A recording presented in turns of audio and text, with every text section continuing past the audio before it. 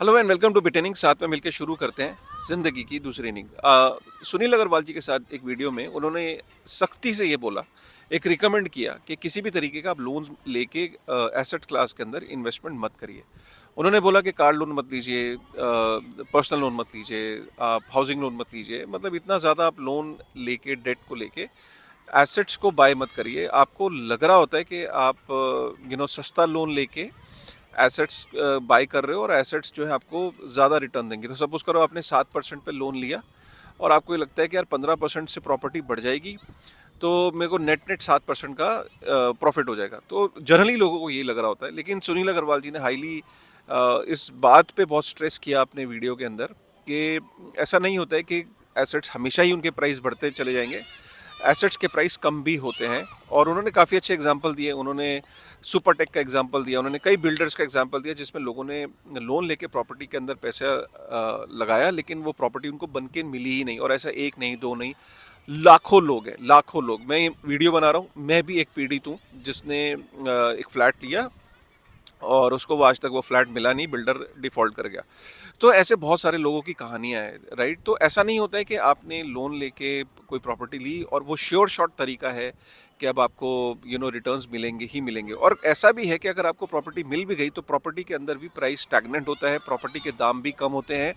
और आने वाले टाइम में देखा ये जा रहा है कि जिस तरीके से इन्फ्लेशन बढ़ रही है, जिस तरीके से पूरी दुनिया में जो इकोनॉमिक हालात हैं, जो रिसेशन की तरफ यूएस को धकेल सकते हैं और पूरी दुनिया में एक रिसेशन का माहौल क्रिएट हो सकता है, काफ़ी सारा जॉब लॉस हो सकता है। तो आपको ये देखने को मिलेगा कि प्रॉपर्टी की मार्केट में भी बहुत जल्दी आपको करेक्शंस देखने को मिल सकती हैं। तो ये सुनील जी का यही कहना था। बहुत अच्छी बात उन्होंने ये बोली कि आपको डेट पे रिलाई नहीं करना है, कि मैं लोन ले लेता हूँ और अपनी सारी चीज़ें आज ही, अपनी ख्वाहिश जो है वो आज ही पूरी कर लेता हूँ। तो उसमें होगा क्या कि अगर आपने कोई लोन लेके आपने कोई प्रॉपर्टी ली, प्रॉपर्टी आपको मिली नहीं, आप इधर से किस्तें दे रहे हो और आपको प्रॉपर्टी भी नहीं मिली। और कई बार ऐसा होता है कि आपने प्रॉपर्टी ली लेकिन वो प्रॉपर्टी का दाम बढ़ ही नहीं रहा।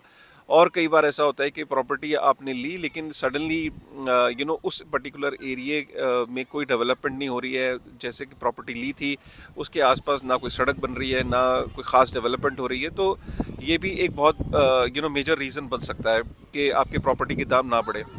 तो लोन लेके किसी भी तरीके की एसेट या स्टॉक्स के अंदर इन्वेस्ट करना, या इंश्योरेंस में इन्वेस्ट करना, या म्यूचुअल फंड में इन्वेस्ट करना, ये सही चीज़ नहीं। क्योंकि अगर आपने कोई स्टॉक्स लिए लोन लेके, तो भी आपकी जो स्टॉक प्राइस है वो गिर सकती है। और आपकी म्यूचुअल फंड्स और इंश्योरेंस ये लेना बिल्कुल भी ठीक नहीं है। और उसके अलावा क्रिप्टो के अंदर भी काफ़ी सारे ऑल्ट कॉइन्स के अगर आप लोन लेके अगर आप ऑल्ट कॉइन्स में इन्वेस्ट करते हैं तो वो भी एक सही तरीका नहीं है। क्योंकि ऑल्ट कॉइन्स को हमने 90% तक डंप होते देखा है, 90% तक करेक्ट होते देखा है। तो पता चला यहाँ से आप ईएमआई दे रहे हो और उधर से आपकी एसेट भी नहीं बचा।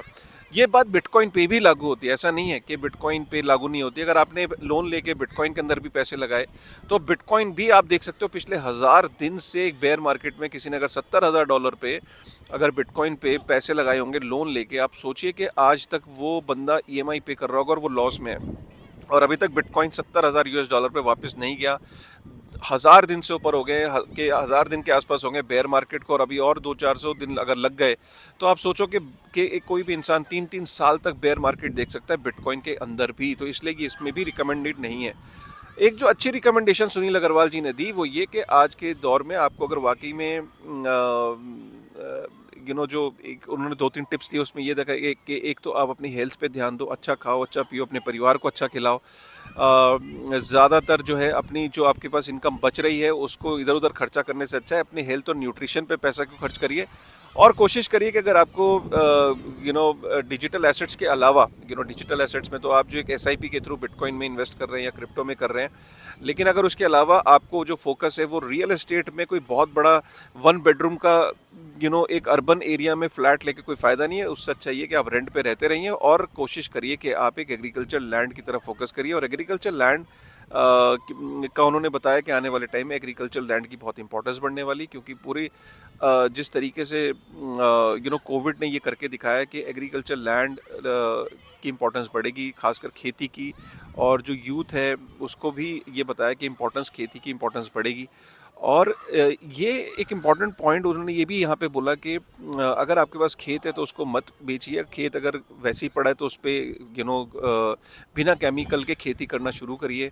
और फ्यूचर जो देखा जा रहा है कि लोगों के बड़े बड़े खेतों के अंदर छोटे घर होंगे, और जो कि एक फार्म हाउस जिसको कह लीजिए, और वहीं पे अपनी वो सेल्फ सफिशिएंट लोग खेती कर रहे होंगे, केमिकल फ्री खाना खा रहे होंगे, अच्छा स्वस्थ खाना खा रहे होंगे।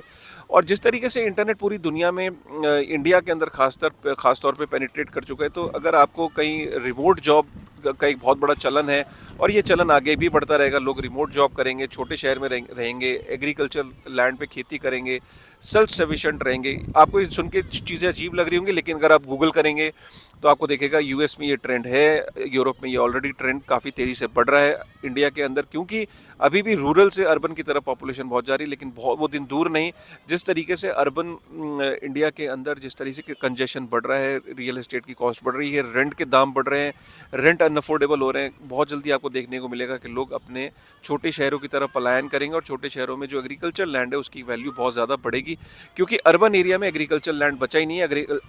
एग्रीकल्चर लैंड को कन्वर्ट किया जा रहा है फ्लैट्स के अंदर।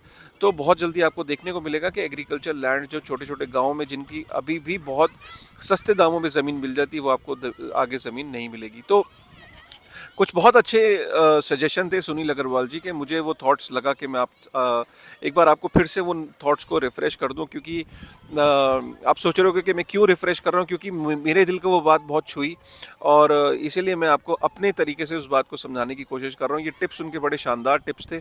और एक और टिप जाते जाते उन्होंने बोला कि कोई भी एक लाइफ स्किल को सीखिए, मतलब पढ़ाई लिखाई जो आप कर रहे हो, साथ में एक ऐसी पढ़ाई करिए जिसमें कोई स्किल हो, जो स्किल मतलब आपका हुनर हो। और वो कहते हैं ना कि बैट्समैन तो 50 हैं, लेकिन हर बैट्समैन का अपना एक अलग अंदाज होता है खेलने का।